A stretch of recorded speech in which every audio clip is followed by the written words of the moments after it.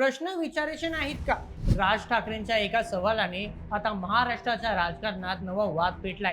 कारण Mumbai Pune missing link प्रकल्पावरून मनसे प्रमुख राज ठाकरे थेट मुख्यमंत्री देवेंद्र फडणवीस यांच्या भूमिकेवर आक्रमक झाले आहेत. मुख्यमंत्र्यांच्या एका वक्तव्यावर आक्षेप घेत राज ठाकरेंनी सवाल केला, जर प्रश्न विचारल्यावर महाराष्ट्राचा अपमान होत असेल तर लोकांनी प्रश्न विचारायचे नाहीत का? याच एका प्रश्नामुळे आता मिसिंग लिंकचा मुद्दा केवळ विकास कामांपुरता मर्यादित राहिलेला नाही, तर तो थेट सत्ताधारी विरुद्ध राज ठाकरे अशा राजकीय संघर्षाचा विषय बनला आहे. विशेष म्हणजे राज ठाकरे या एका मुद्द्यावर थांबले नाहीत. त्यांनी सरकारला मुंबईतील बांधकाम, राम मंदिराशी संबंधित मुद्दे, बंगालमधील राजकारण आणि इथेनॉल सारख्या विषयांवरही घेरण्याचा प्रयत्न केला आहे. त्यामुळे आता महायुतीसमोर महाविकास आघाडी व्यतिरिक्त राज ठाकरे यांच्या रूपाने नवा राजकीय दबाव निर्माण होतोय का, याची चर्चा सुरू झाली आहे.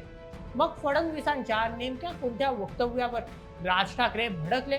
मिसिंग लिंक प्रकरणाची खरी पार्श्वभूमी काय आहे आणि या वादाची महाराष्ट्राच्या राजकारणावर काय परिणाम होणार? तर चला जाणून घेऊया संपूर्ण प्रकरण सविस्तर पद्धतीने आजच्या व्हिडिओमध्ये. आजच्या बातमीचे लेखक आहे मेहुल मराठे. तर मित्रांनो, राजकारणात एखाद्या मुद्द्यावरून मतभेद असणे किंवा संघर्ष निर्माण होणे ही काही नवीन गोष्ट नाही. महाराष्ट्रातील राजकारणात अनेक वेळा अशाच प्रकारे विविध मुद्द्यांवरून सत्ताधारी आणि विरोधक यांच्यात राजकीय संघर्ष पाहायला मिळतो. आता असाच काहीसा राजकीय संघर्ष पुन्हा एकदा सुरू झालाय. यामागचं प्रमुख कारण ठरलंय मुंबई पुणे मिसिंग लिंकचा कोसळलेला स्लॅब. कारण आता नुकताच काही दिवसांपूर्वी मुंबई पुणे दरम्यान तयार करण्यात आलेल्या मिसिंग लिंक बोगद्याजवळील स्लॅब दरड कोसळल्यामुळे भूई सपाट झाला. संपूर्ण राज्यासाठी ही बातमी फारच धक्कादायक होती. कारण हा प्रकल्प पुण्याला थेट मुंबईशी जोडला जात असल्यामुळे दररोज हजारो प्रवासी या मार्गाने प्रवास करायचे.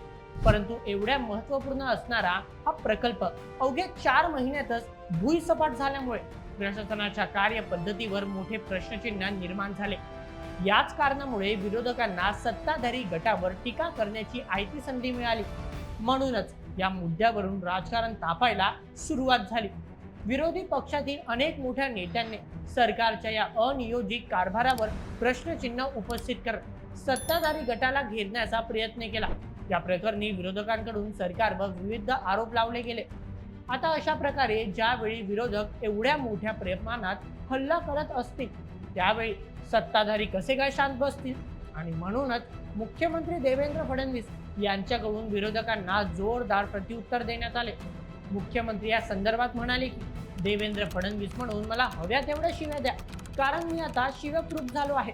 परंतु आपल्या राज्याची बदनामी करून इथल्या सर्वोत्तम प्रकल्पावर चिखलफेक करू नका. 1 कोटी खोटारडे लोक मेल्यानंतर हे विरोधक जन्माला आले असतील, ज्यांना खोटं बोलताना लाज देखील वाटत नाही.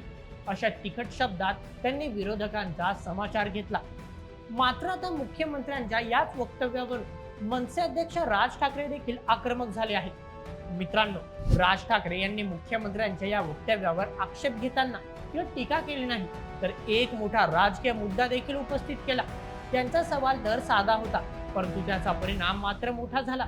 त्यांनी मुख्यमंत्र्यांना विचारलं की सरकारच्या कामावर प्रश्न विचारणे म्हणजे महाराष्ट्राचा अपमान कसा? कारण राज ठाकरेंच्या मते विकास कामांवर प्रश्न उपस्थित करणे म्हणजे त्या विकासाला विरोध करणे नाही. उलट्या एखाद्या प्रकल्पामध्ये काही त्रुटी असतील तर त्या समोर आणणे ही लोकशाहीतील गरज आहे. आणि याच मुद्द्यावरून त्यांनी सरकारला घेरण्याचा प्रयत्न केला. मात्र सर्वात महत्त्वाची गोष्ट म्हणजे राज ठाकरे या प्रकरणात अगदी अचानकपणे आक्रमक का झाले? कारण राज ठाकरेंच्या या वक्तव्यामागे फक्त मिसिंग लिंक प्रकरणच नाही, तर गेल्या काही काळापासून सरकारच्या विविध निर्णयांवर प्रश्न उपस्थित करण्याची भूमिका पाहायला मिळाली. मिसिंग लिंक प्रकल्प दुर्घटनेनंतर अनेक प्रश्न उपस्थित केले गेले, जसे की इतक्या मोठ्या प्रकल्पात अशी घटना घडलीच कशी? कामाच्या गुणवत्तेची तपासणी झाली होती का? आणि जबाबदारी नेमकी कोणाची? परंतु मुख्यमंत्र्यांनी या प्रश्नांची उत्तरे न देता फक्त विरोधकांचा आवाज दाबण्याचा प्रयत्न केला, असा आरोप आता लावला जातोय. याविषयी राज ठाकरेंचा मुद्दा असा होता की राज्याची प्रतिमा जपणे महत्त्वाचे आहे, परंतु त्यासाठी प्रश्न विचारणाऱ्यांचा आवाज दाबणे योग्य नाही. आणि इथूनच सुरू झाला राज ठाकरे विरुद्ध फडणवीस सरकार असा नवा राजकीय संघर्ष. मात्र राज ठाकरे यांचा हा लाभ तर मिसिंग लिंक पुरता थांबला नाही, कारण आपल्या भाषणातून त्यांनी सरकारला अनेक वेगवेगळ्या मुद्द्यांवर घेरण्याचा प्रयत्न केला. यामध्ये मुंबईतील बांधकाम क्षेत्र हा एक महत्त्वाचा मुद्दा होता. मुंबईसारख्या शहरात वेगाने विकास कामे होत आहेत, मोठमोठे प्रकल्प उभे राहत आहेत, परंतु या विकास कामांमध्ये सुरक्षितता, गुणवत्ता आणि नियोजन याकडे दुर्लक्ष होत नाही का, असा सवाल राज ठाकरेंनी उपस्थित केला. त्यानंतर त्यांनी राम मंदिर देणगी प्रकरणाविषयी भाष्य केलं. त्यांचा सवाल होता की एखाद्या विषयावर शंका किंवा प्रश्न निर्माण झाले तर त्यावर चर्चा व्हायला नको का, कारण कोणताही विषय असो, लोकशाहीमध्ये प्रश्न विचारण्याचा अधिकार हा नागरिकांकडे असतो, अशी भूमिका त्यांनी मांडली. याशिवाय राज ठाकरेंनी रेल्वे भरतीच्या जुन्या मुद्द्यालाही हात घातला. ममता बॅनर्जी यांच्या रेल्वे मंत्री पदाच्या काळातील घटनांचा उल्लेख करत त्यांनी पुन्हा एकदा स्थानिक तरुणांच्या रोजगाराचा मुद्दा चर्चेत आणला. म्हणजेच पाहिलं तर एका मिसिंग लिंक प्रकल्पाच्या मुद्द्यावरून सुरू झालेली चर्चा आता विकास, प्रशासन, रोजगार आणि सरकारच्या निर्णय प्रक्रियेपर्यंत पोहोचली आहे. आणि त्यामुळेच या संपूर्ण प्रकरणाला आता केवळ राजकीय आरोप प्रत्यारोपांचा रंग नाही, तर आगामी राजकीय समीकरणांचा संदर्भही जोडला जात आहे. मात्र राज ठाकरेंची ही टीका फक्त राज्यातील फडणवीस सरकारपुरती मर्यादित राहिली नाही, तर त्यांनी थेट केंद्रातील सत्ताधारी मोदी सरकारवर देखील निशाणा साधला. यावेळी त्यांनी विशेषतः इथेनॉलच्या मुद्द्यावरून केंद्रीय मंत्री नितीन गडकरी यांचा चांगला समाचार घेतला. मित्रांनो, सध्या केंद्र सरकारकडून इथेनॉल मिश्रित पेट्रोलला प्रोत्साहन दिले जाते. यामागे शेतकऱ्यांचा फायदा, आयातीवरील अवलंबित्व कमी करणे आणि पर्यायी इंधनाला चालना देणे अशी भूमिका सरकारने घेतली आहे. परंतु आता राज ठाकरेंनी याच विषयावर काही प्रश्न देखील उपस्थित केले आहेत. त्यांचा मुद्दा असा होता की कोणताही मोठा धोरणात्मक निर्णय घेताना त्याचा सामान्य नागरिकांवर, वाहनधारकांवर आणि संपूर्ण व्यवस्थेवर काय परिणाम होईल याची चर्चा होणे गरजेचे आहे. याच संदर्भात त्यांनी केंद्रीय मंत्री नितीन गडकरी यांच्या काही निर्णयांवर आणि धोरणांवर भाष्य करत प्रश्न उपस्थित केले. म्हणजेच राज ठाकरेंच्या या भाषणाचा रोख केवळ एका दुर्घटनेपुरता मर्यादित नव्हता.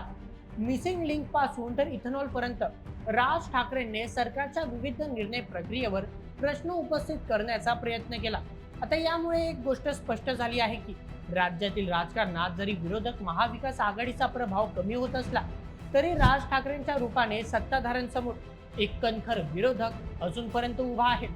तर मित्रांनो, या राज ठाकरेंच्या भूमिकेवर तुम्हाला काय वाटतं? आता राज ठाकरे आगामी काळात महायुतीसमोर मोठं राजकीय आव्हान निर्माण करणार का? तुमचं मत आम्हाला कमेंटमध्ये नक्की कळवा आणि अशाच व्हिडिओसाठी सबस्क्राईब करा बोल MH आपल्या यूट्यूब चॅनलला. धन्यवाद.